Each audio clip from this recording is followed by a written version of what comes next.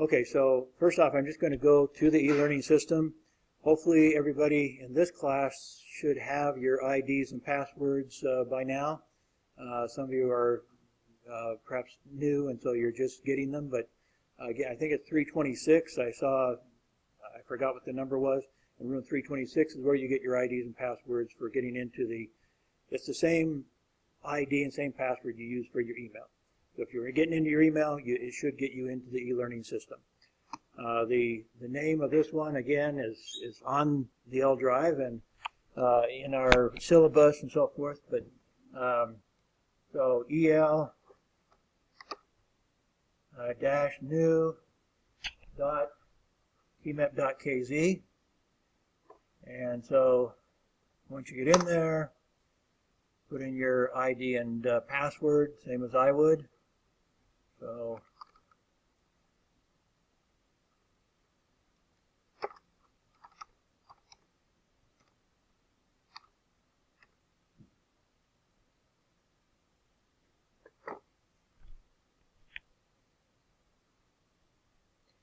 and it should take you to your dashboard, which basically will show you all of your courses, at least all the courses where they know a professor wants to use the system.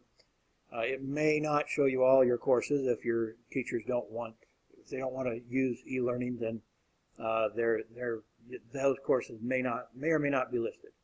I'm not exactly sure whether they have to basically talk to the IT people ahead of time before they bother to list them or not. Looking at, going to the advertising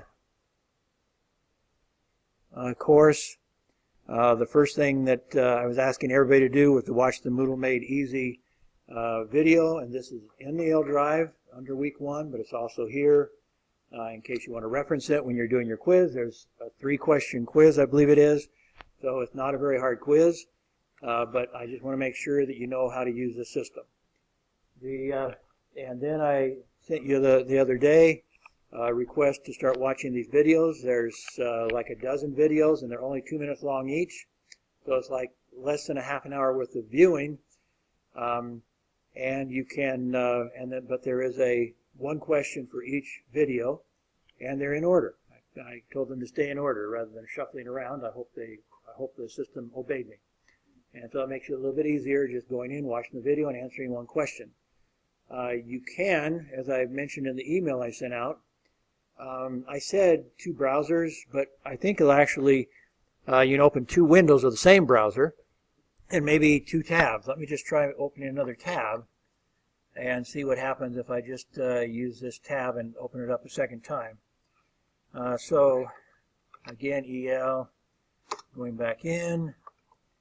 In this case, it already knew I was in, but let's see if I can open the quiz on one. Oops, wrong one. Okay, advertising. So I'm going to go in, and this one I'm going to open the quiz. And mine looks a little different than yours because I'm the professor, but so there's the quiz, 10 questions. I'm going to go to the other tab and watch the first video.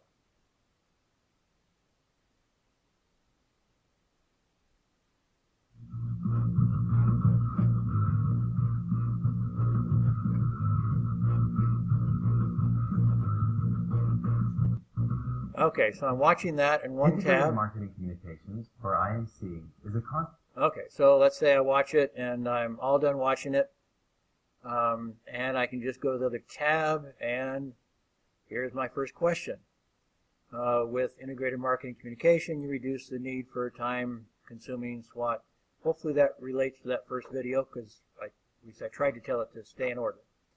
So hopefully you'll find the answer to that in the first video. So it shouldn't be too hard to complete this assignment, but these videos will help you to prepare for the next assignment. I mean, the next assignment is to create, is a team project to create an integrated marketing communication plan. And we'll be talking about that more in depth today. You will get a lecture today.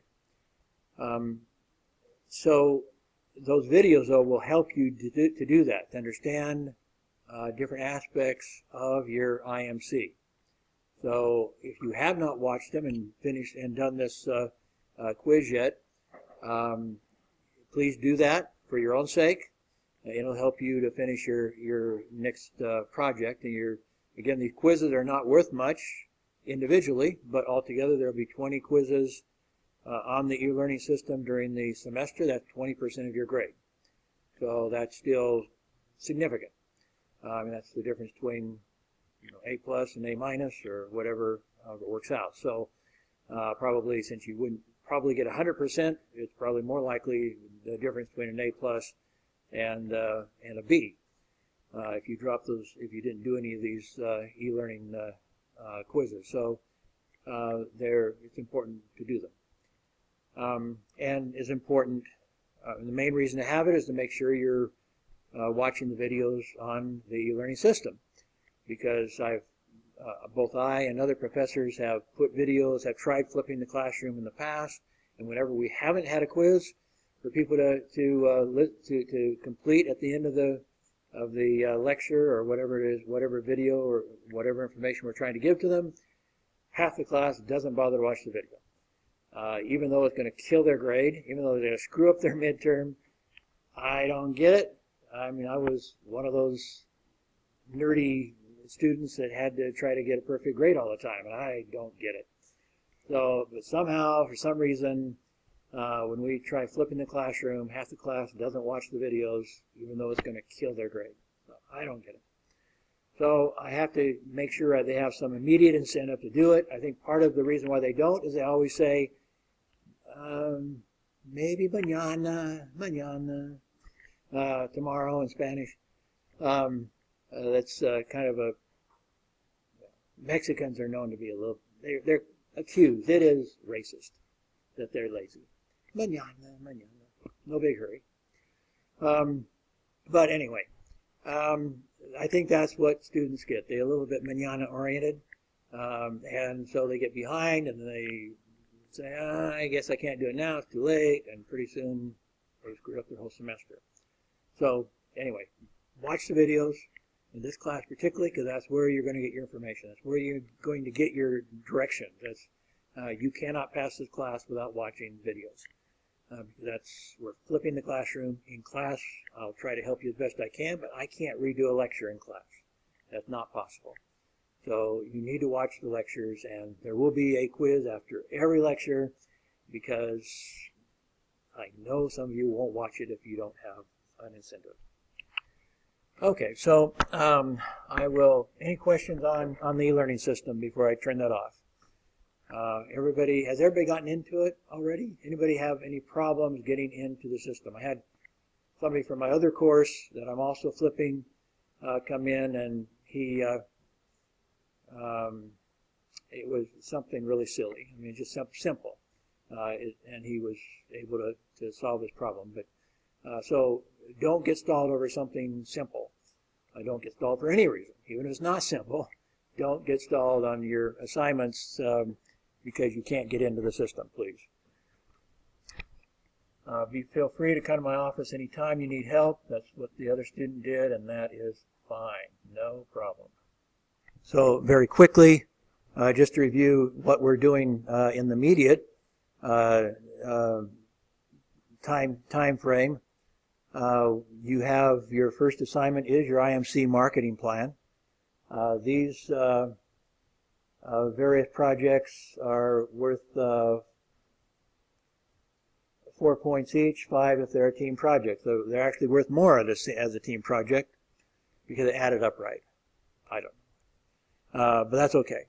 So try to get, if anything, team projects should be easier, although in most cases, the reason why they're team projects is that they're harder projects, such as the IMC plan.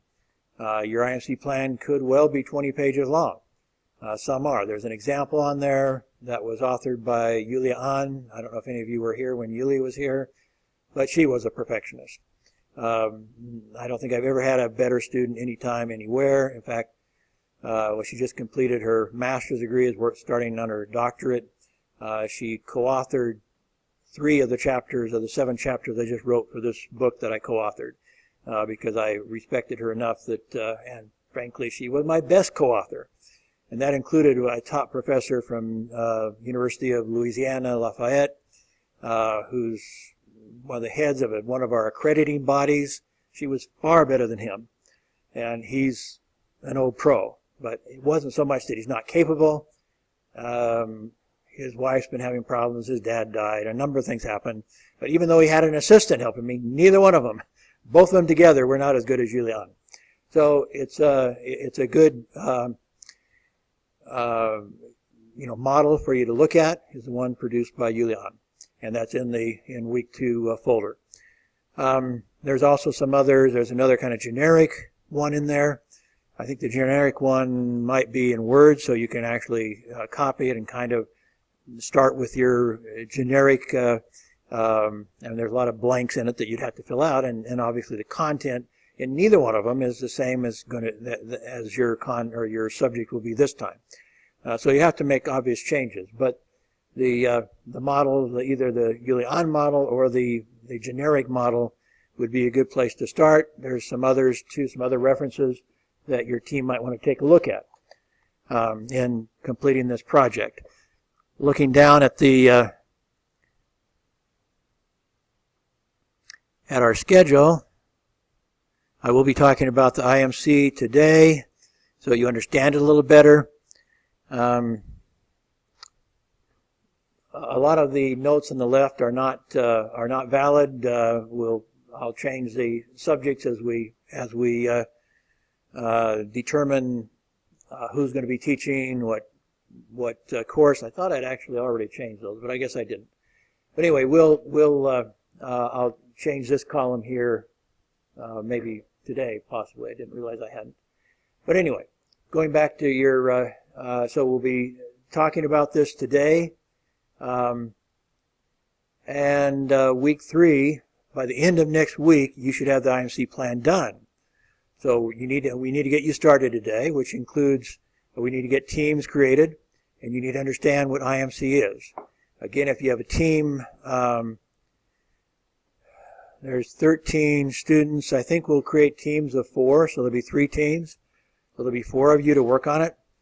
And I'm not necessarily expecting, I think the model that Julian made was in that particular course, that year that I taught it, I had them create a team IMC plan at the start of the semester, and then they had to, at the end of the semester, they had to do it individually. They had to rewrite it and do it individually. So this may be her model at the end. Since it only has her name on it, I suspect this was what she handed in at the end of the course.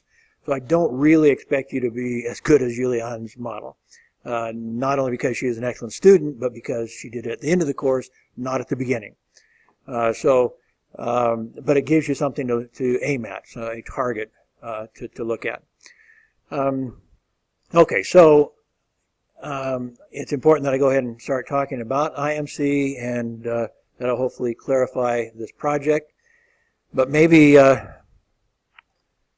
let's go ahead and create our teams. There are, however, some people not here still. I think Jandos was here last time. He's not here today. Maria hasn't been here yet.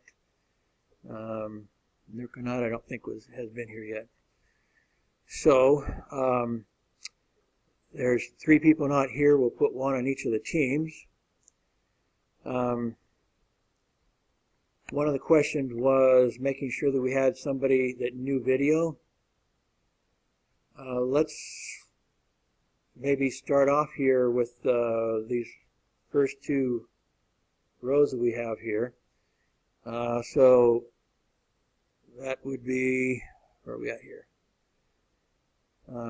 Erica, Donna, Alyssa, and Tobias, if we went with that. I'm just kind of thinking about this.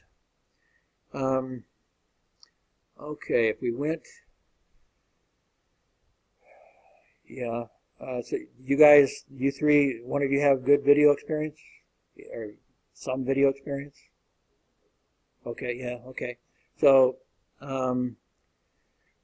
that would be where are we at?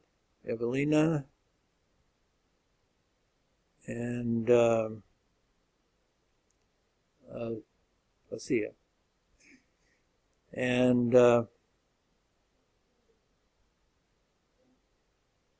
then Yannick.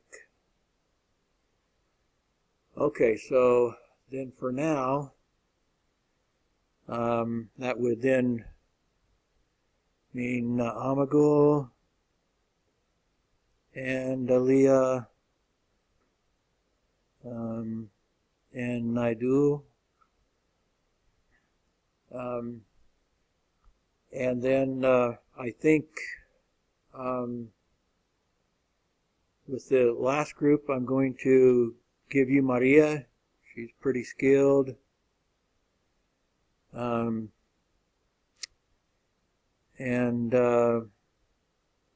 you guys already have 4, and they're here, they're attentive, they're strong. So I think I'll put Jandos and Nurkanat both on team 2. So one team has to have 5 people, and since it's possible, one of those, I think Jandos was already here. Nurkanat I don't think was here, so maybe a no-show. Who knows? So that would be then again team 1, Alyssa, Tobias, Donna, and Erica. Team 2, Nurkanat, Yenlik, Asia, Jandos, and Evelina. And then team 3 would be Aliyah, Naidu, Amagul, and Maria. Okay? So I'll give you some groups to start with. Okay, let's talk then about the IMC.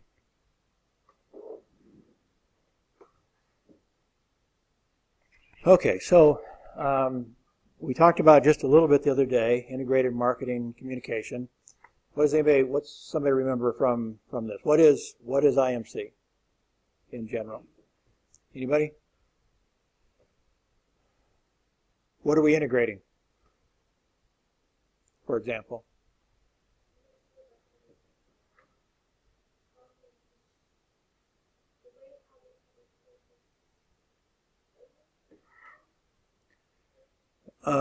It does relate to that. Yeah. It does relate to how we communicate with the audience.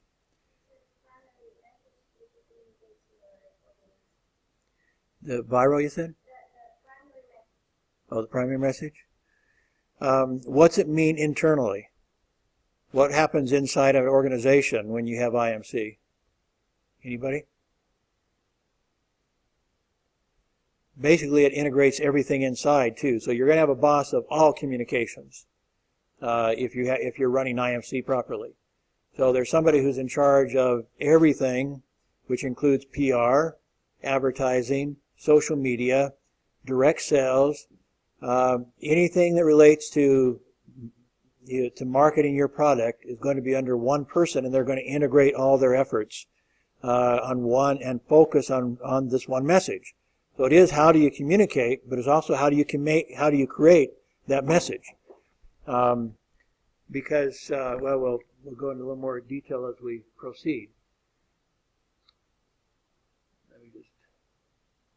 Okay, so says marketing is this is just marketing in general, not necessarily IMC, but marketing in general is an organization function and a set of processes for creating, communicating, and delivering value to customers and for managing customer relationships in a way that benefits the organization.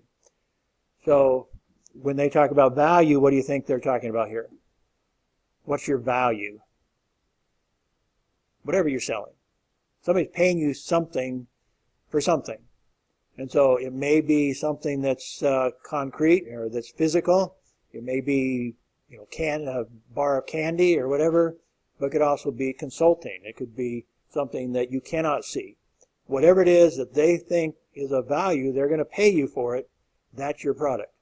Okay, or whatever you want to call it. That's your value item. A product kind of suggests something physical, service non-physical, Here they're just saying that's your value item, whatever that may be. Relationship marketing. This is emphasizing relationship marketing. What do you think relationship marketing would mean?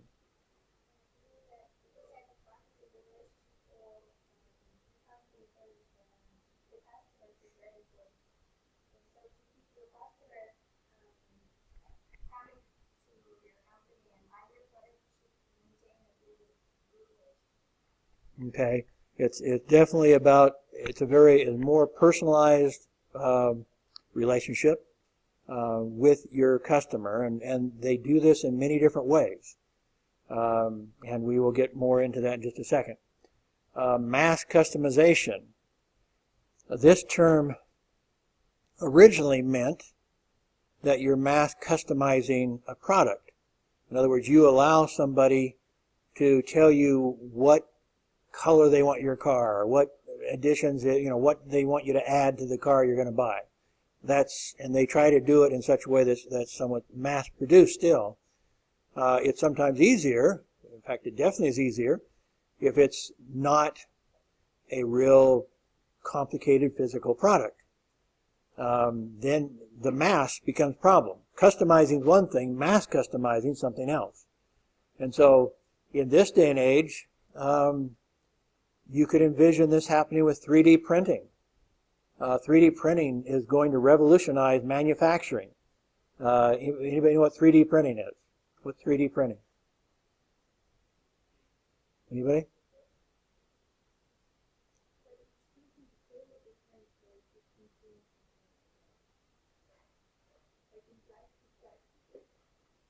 Okay, sometimes it's pretty simple to us.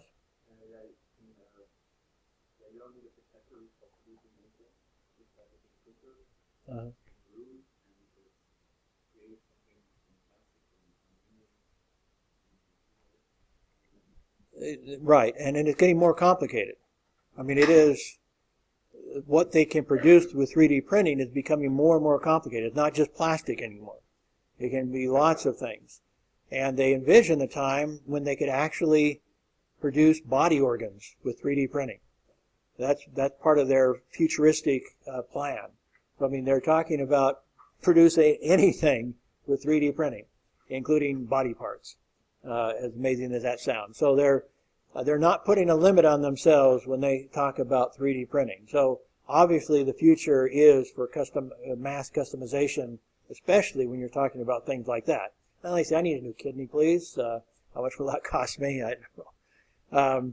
Customer relationship management, that basically mostly deals, when they put it in that term, they're talking about software that helps you to maintain your relationship, and it's inputting all the information from all these different organizations. And so they know, they electronically are keeping track of everything you're doing, every place every place you visit on their website. They know what page you went, if it's a good system, they know every page you visited. Some of you may, I'm just recently, as distance learning coordinator, looked at some Technodome products that we need for distance learning. Every product that I looked at is now popping up and advertising to me no matter where I go on the internet. They're popping up and saying, hey, didn't you want those earphones? Didn't you want this? And didn't you want that? And so it's not, I haven't gone back to their website, but if I'm on, say I'm going to on Facebook, I see their advertising on Facebook. I see if I click in a link on Facebook and go read a blog or something, there's their advertising again. And so this is done with this sort of software. They know who I am, and now companies like Google are able to sell them that product, that advertising, that will track me no matter where I go, and they will make sure that I see this ad over and over and over and over again because they knew I looked at it once. And that's being done with Technodome. I mean, so that's not a major international firm that's doing this. This is our local grocery store is tracking me. So that's part of your customer relationship.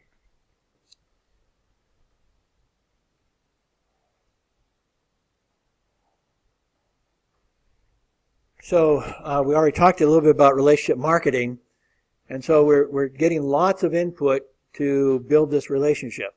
We're getting the customer experience management. Have they ever complained about anything? Have they liked something? Whatever they communicate to you that they like or dislike goes into the system. We mentioned the customer relationship management, the software. It's integrated into everything. So any experience that customer's had with you is now in the database. It even goes so far, by the way, well, again, I just told you my experience, but they are tracking you so that you perhaps when you go into, if you bought something online, they will make other suggestions for you. They know what you've bought in the past. They know what you're buying now. And now they're saying, yeah, but wouldn't you like this too? Wouldn't you like that? So they're trying to figure out what you might want, and they're talking to you individually and telling you what they think you might want.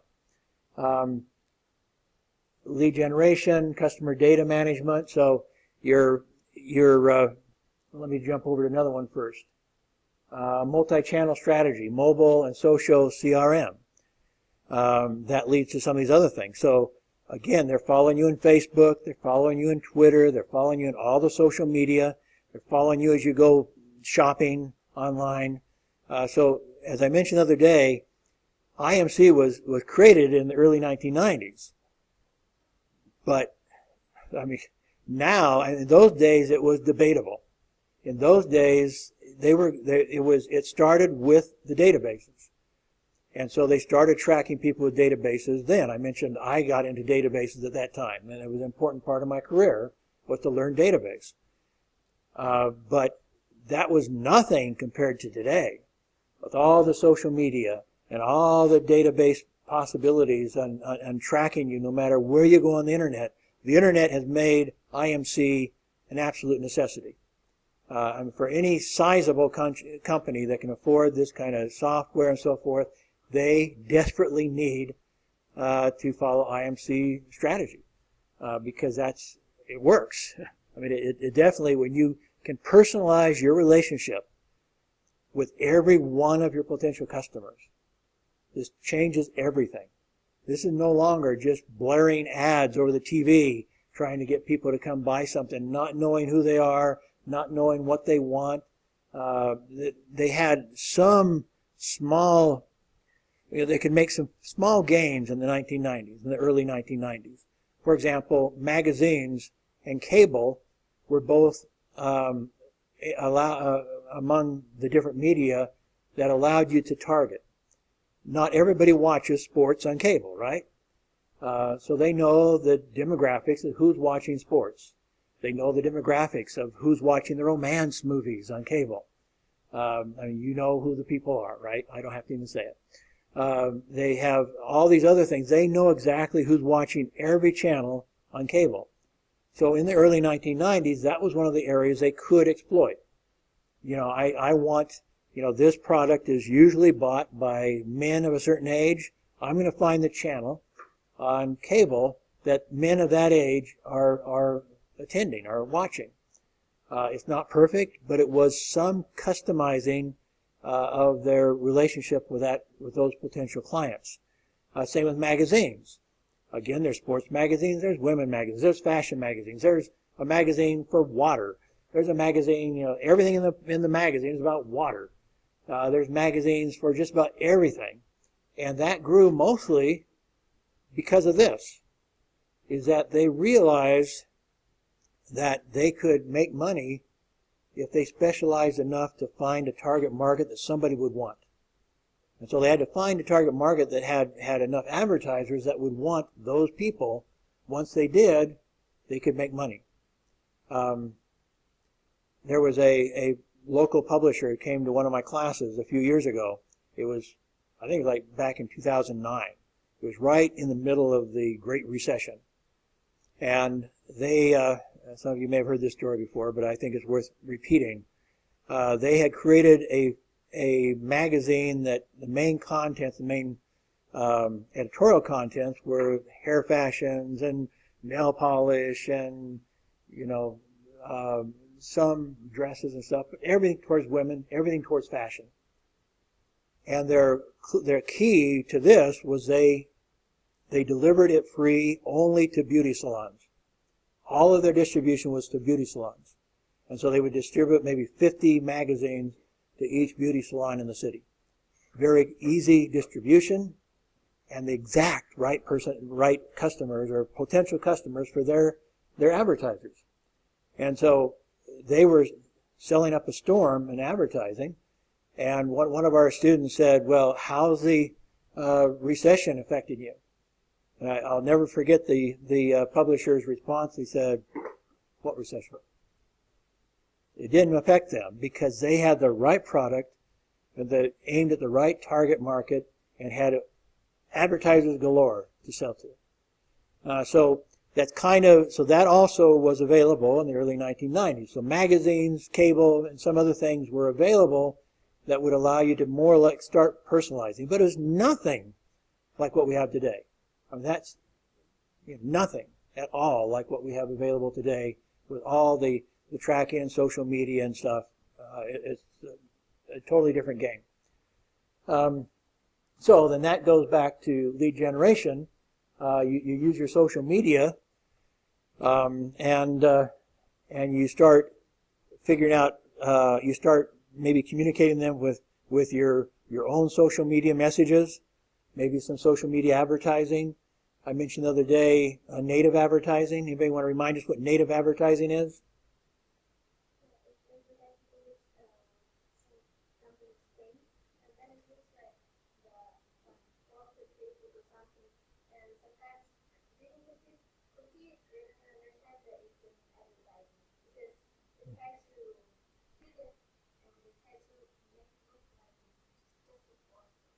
Yeah.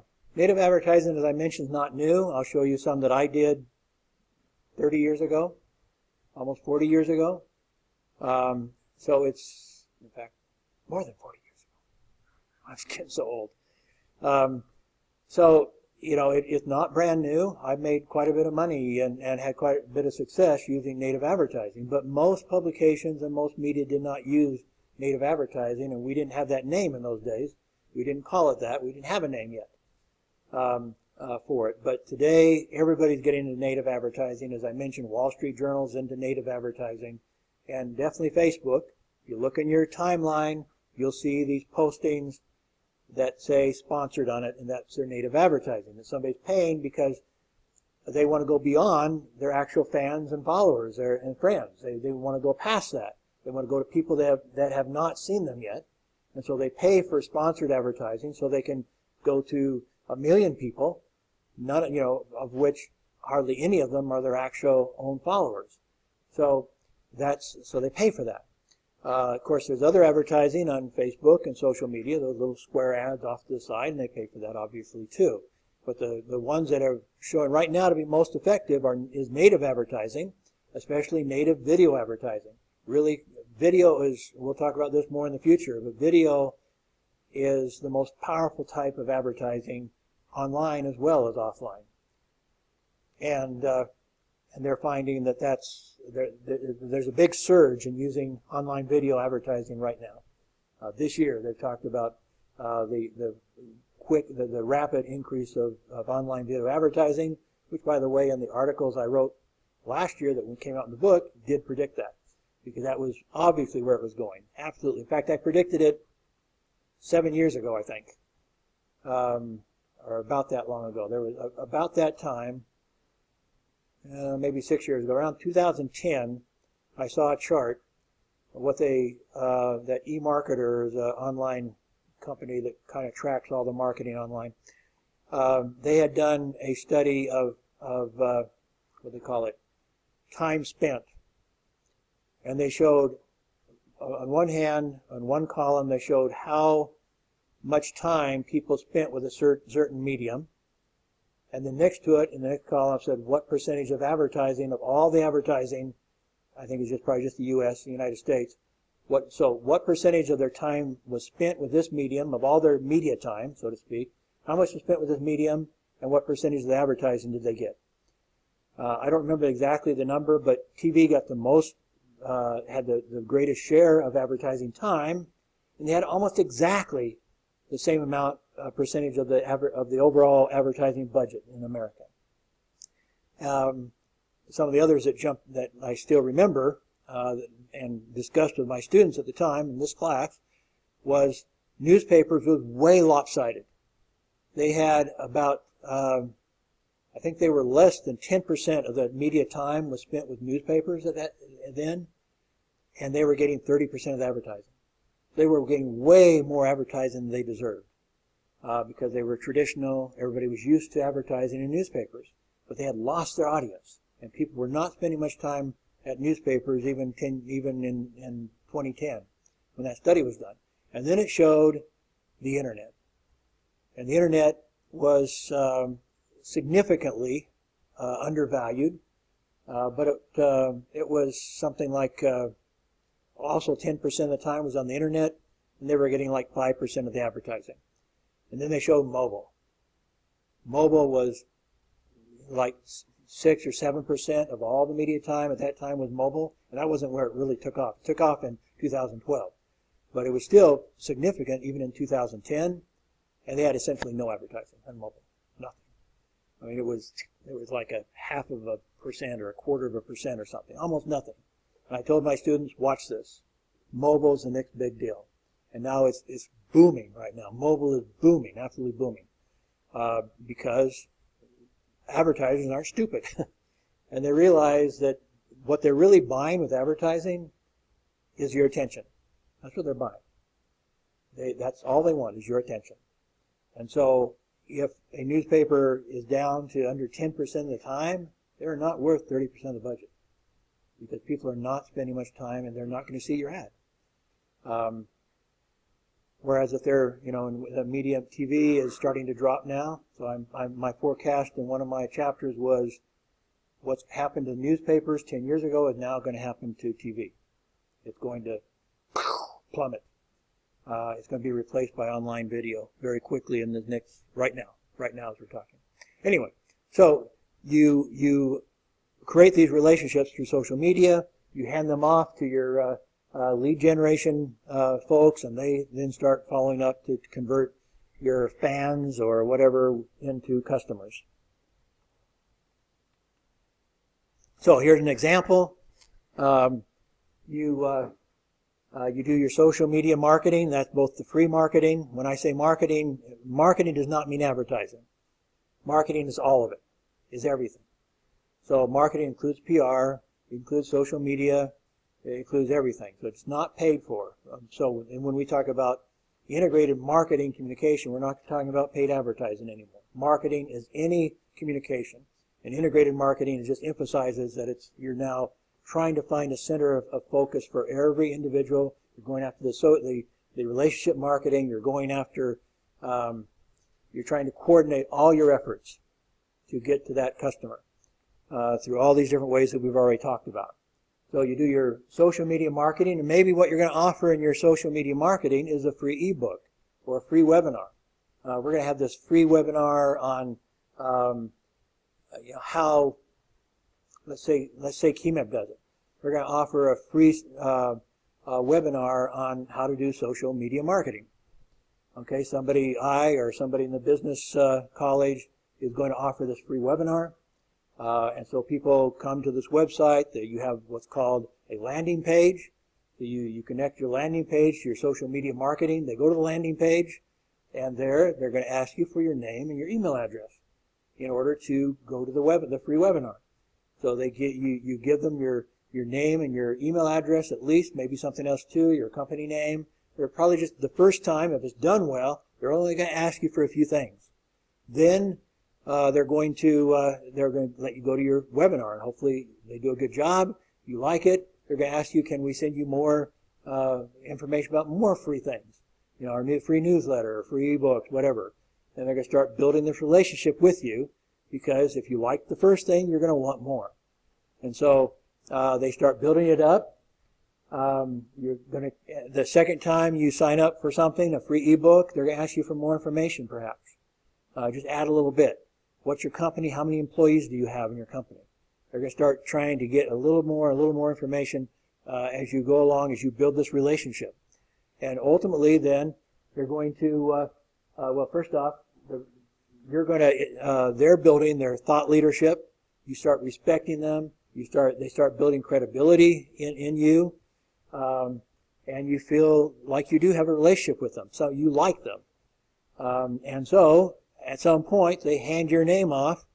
Well, they first may ask you something like, would you like, and this is kind of a betweener. I don't know who's going to be in charge, which departments or which area of the IMC team is going to do it, but they're going to ask you, would you like a free sample? Would you like to try this service for a month? Would you like to get a free box of Wheaties or whatever? They're going to somehow try to get you to start turning you from a fan to a customer. And if you respond positively to that, off it goes to the sales team. And they're going to be talking to you individually then and making that final transition into a customer.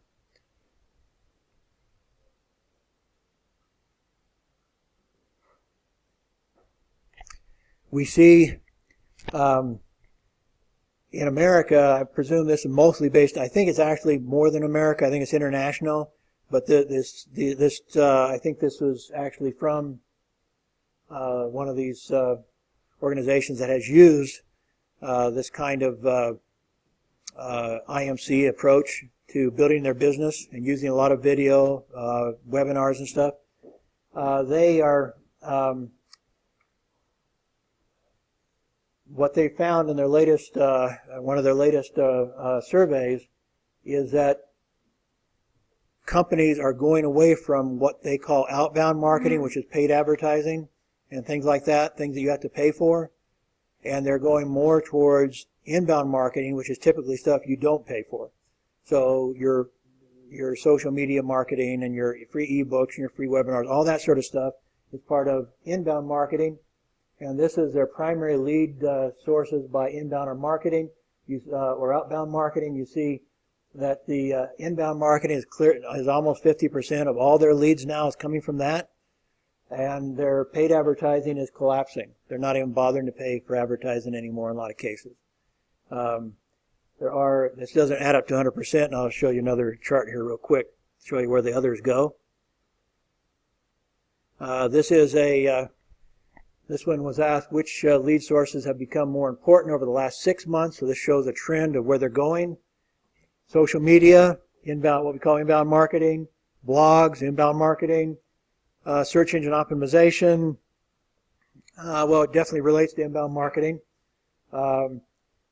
Email marketing is kind of where you pick up. It's still free, so it's still kind of the inbound marketing, but it's what you do after you get them to give you your name and email. And so now the team that handles email marketing starts taking over this relationship that had been built based on the other content marketing. Pay-per-click, that's not considered either inbound or outbound. By the way, this brown is marketing professionals, blue is sales professionals in this survey. Trade shows is not so much. Traditional advertising dropping, direct mail dropping, telemarketing. It's still important to sales professionals, but overall it's dropping. And this shows all the things. This is inbound marketing is in the dark brown. Outbound marketing is this kind of reddish color. Kind of silver is paid media, such as pay-per-click. Pay-per-click is frequently those little square ads on social media. You only pay if somebody clicks and goes to your website. That's pay-per-click. And then the blue is self-sourced leads from the sales team. So you see again, and this is B2B, means business to business. They are in these four columns here. They're not quite as much into inbound marketing and that kind of social media marketing stuff as B2C, business to consumer. That's a little bit stronger. But the strongest is actually nonprofits. They still consider they have leads, even though they don't market to people per se. They still need people to come make contact with them. And so that's the strongest types of organizations for inbound marketing are actually the nonprofit, non-government organizations. Okay.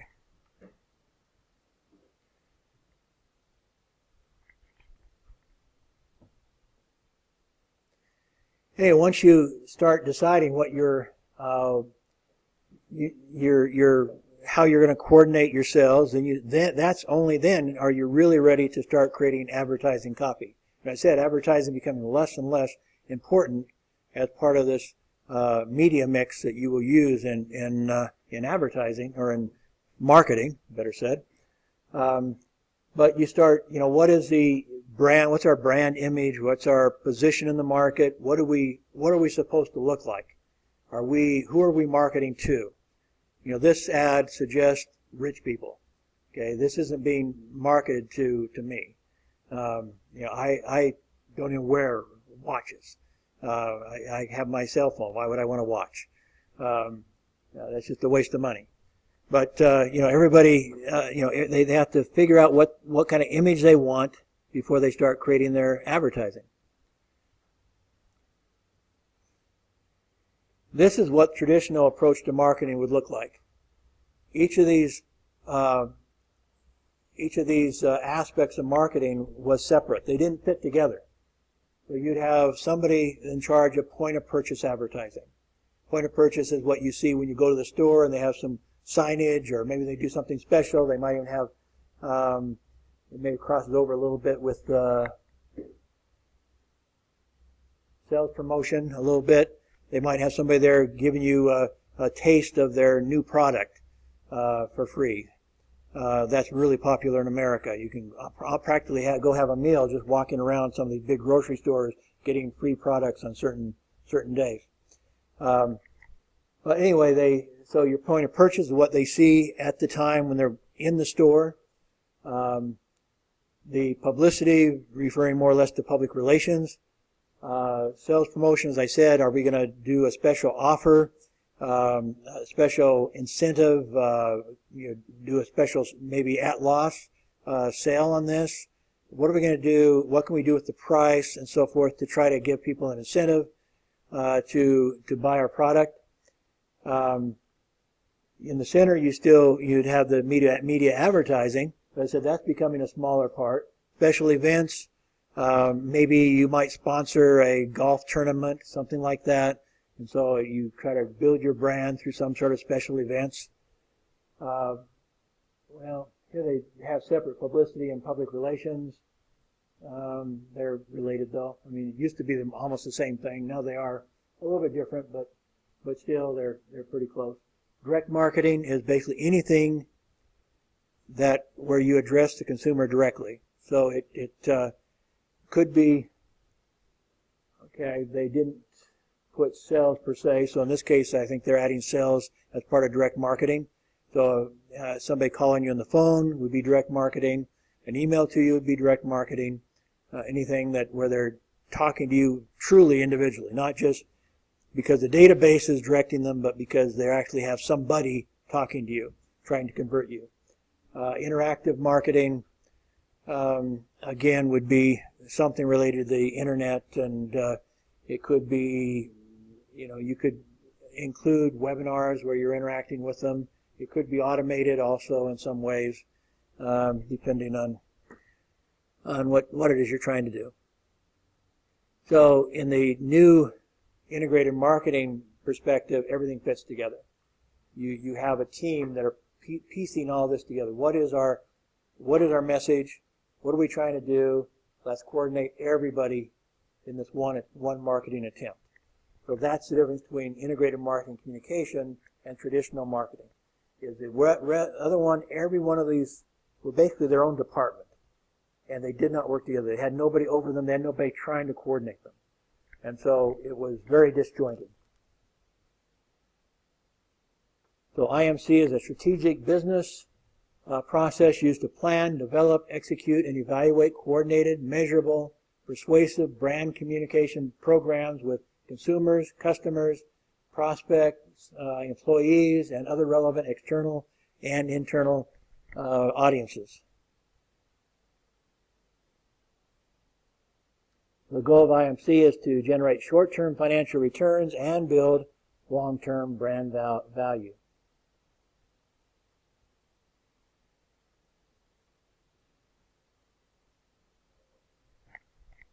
So with IMC, we want to recognize, it's recognized now as a business process. It has multiple relevant audiences, so it's not just the prospective customer, but it's also the current customer. And it could even be, as they mentioned, an employee. How do we get our employees to support our brand better? This whole idea, one of the videos talks about it. Do your employees greet your customers with a big smile and a whatever, an appropriate greeting with enthusiasm. That's part of your marketing. And so your communication to your employees is very important and part of your overall brand scheme. Multiple relevant audiences, and you demand the accountability and measurement of outcomes, so it's become more scientific as we've proceeded into this.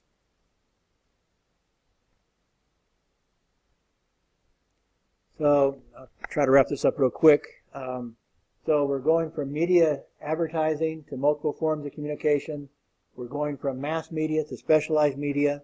We're going from manufacturer dominance to more retail dominance. We want people in the front lines. We're going from general focus to database-based marketing. We're going from low agency accountability to greater agency accountability. We want you to prove your value to us. We want things measured. We're going from traditional compensation to more performance-based compensation, and we're going from limited internet availability, obviously, to widespread internet availability, and I would add to that mobile communications, which in some cases is not really internet. It's kind of a different thing than internet. So it's kind of its own animal. So the brand identity, it's important to understand brand, and one of the videos talks about that. Again, brand is much more than your logo. It used to be a brand was literally interchangeable with your logo. That was the brand. I mean, the brand, when we talked about, as the video said, is you take a hot iron, you put it in the fire, and you stick it on your cow, and that's your brand. Whatever your people had to register their brand, and so you knew this cow belonged to that person. That was literally your brand, and so it's kind of the same as a logo for a business. But nowadays, it's much bigger than that. It's your image, it's your how people feel about you, your reputation. For example, just a real quick example, Rolls-Royce, a couple of years ago, had to do a massive recall on their cars. They were the #1 brand in Great Britain. After they had this massive recall, what do you think happened to their brand? Nothing. Their brand was strong enough that it didn't matter. People thought so much of them that it did not matter.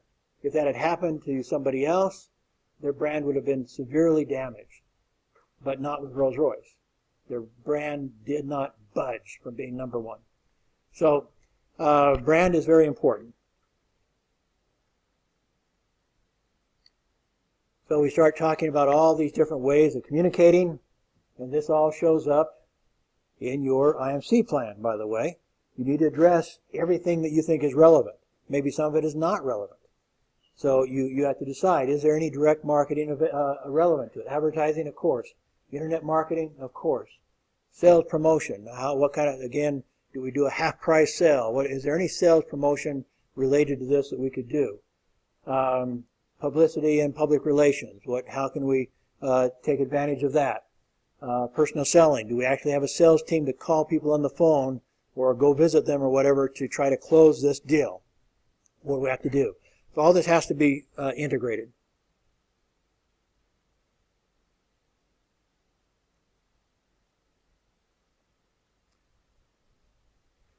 I think I'm going to quit there.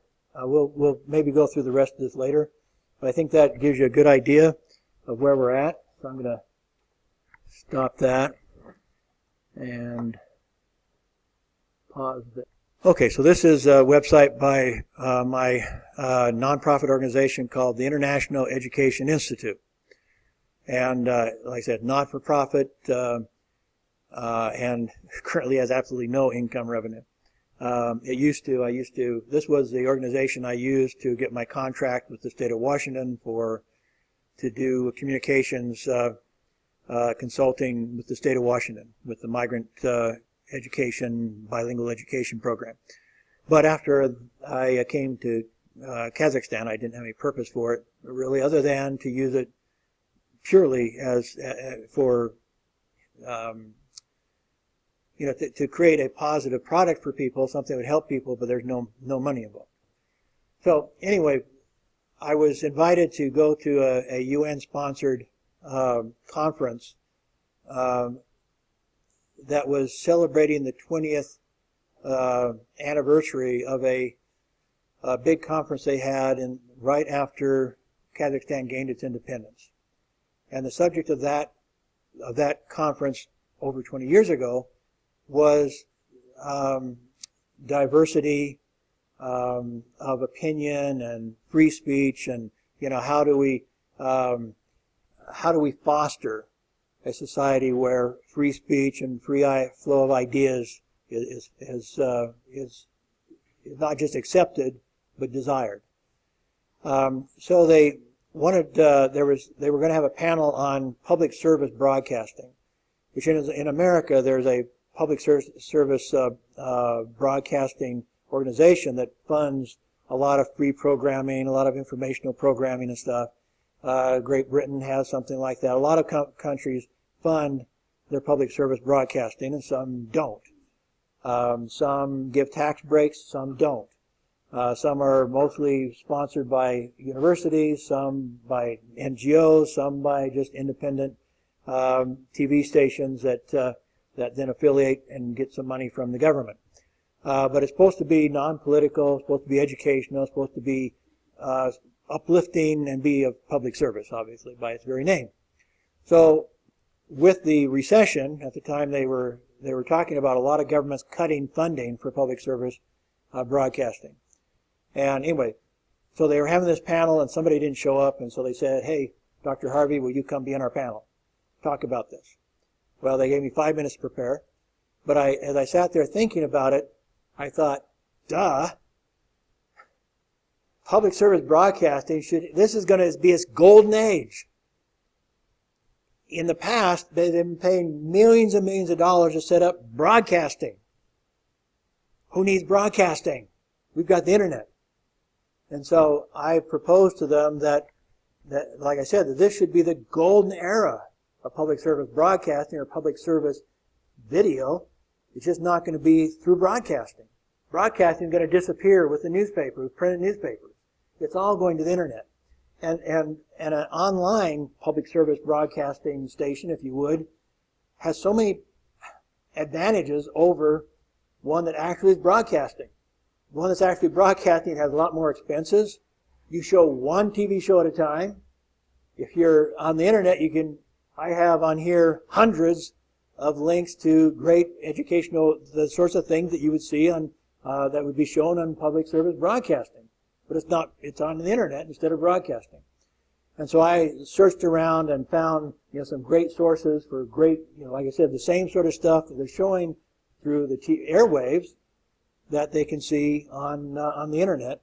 And I created this as a model online public service broadcasting station with the idea of sharing this and trying to get NGOs around the world to become affiliates, to create an international network of broadcasters, of online broadcasters, if you would, public service broadcasters, all linked together, all supporting one another. Somebody creates a new program, they share it with everybody else. I would start seeking more funding to create some original broadcasting, not just look for stuff on YouTube and TED.com and places like that, and ultimately have way more public service broadcasting available to people than is now available, because it's cheaper and it's easier. It's I mean, it's better in so many ways. So that's the idea behind this.